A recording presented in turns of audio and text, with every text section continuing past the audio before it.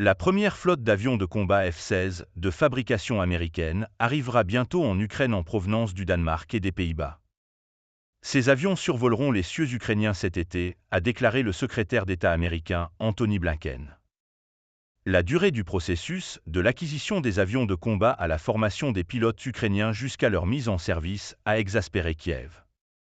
La Russie a eu le temps de préparer sa défense dans le but de neutraliser l'impact des F-16, tandis que l'Ukraine a dû survivre avec une défense aérienne limitée, beaucoup moins sophistiquée que celle de son ennemi. Certains analystes affirment que les seuls F-16 ne seront pas un tournant décisif dans la guerre que la Russie a commencée en février 2022. Il faut distinguer le symbolisme de l'impact réel sur le champ de bataille, qui sera utile mais limité, surtout au début, a déclaré Marc Cancian, conseiller principal pour le programme de sécurité internationale au Centre pour les études stratégiques et internationales, CI. Serhiy Kuzan, président du Centre ukrainien pour la sécurité et la coopération, un groupe de recherche non gouvernemental, a déclaré à Radio Free Europe, RFE, qu'au moins 60 avions sont nécessaires pour des opérations majeures afin de repousser l'aviation russe au-delà des frontières ukrainiennes.